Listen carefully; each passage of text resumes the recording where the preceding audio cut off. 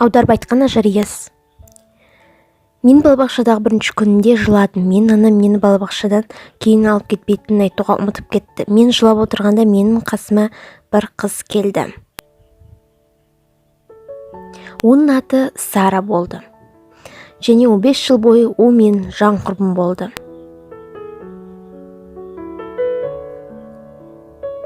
Біз жақын тұрдық, сондықтан біз әр таң сайын бірге кездесіп қуанатын едік. Біздің достығымыз ешқашан кетпейтін. Егер мен супермаркетке бармақшы болған кезде ол әрқашан дайын тұратын.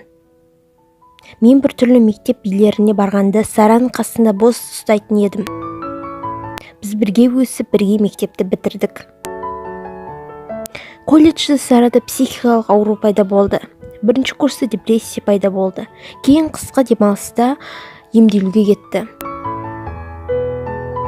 5 ай ол қатты қиналды. Мен оны не болса да қолдадым. SMS, қоңыраулар мен видео қоңырауларда жазып отырдым. Аянышты. 5 ай өткеннен кейін Сара өмірін тоқтатты. Мен ешқашан өзімнің жақын адамымды жоғалтпағанмын, және бұл экзаменнің алдында болды. Мен осы бірінші курсты жақсы бітіргім келді, бірақ мен қатты қиналдым. Мен түнде ұйықтай алмадым. Ал азанда мен жылайтынмын.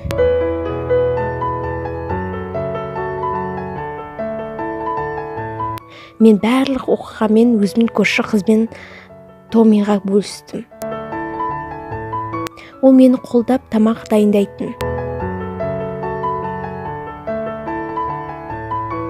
Және де жігітім мені қолдап, құшақтап, әрқашан гүл сыйлайтын. Және мен өзім психологыма бәрін айтатынмын. Ол маған көп керек деректерді берді. Және ол, егер сен жүрегінде тыртық Сара үшін болса да, саған жақсы болса жазылады, деді. Мен ешқашан Сараны ұмытпаймын.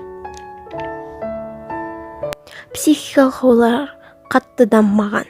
Сендер ауруларды сезе аласыңдар, Сара сияқты. Бірақ сендер күресуді тоқтатпаңдар. Біз өзіміздің өміріміздің авторларымыз. Нүкте қойғанның орнына нүкте үтір қойыңдар.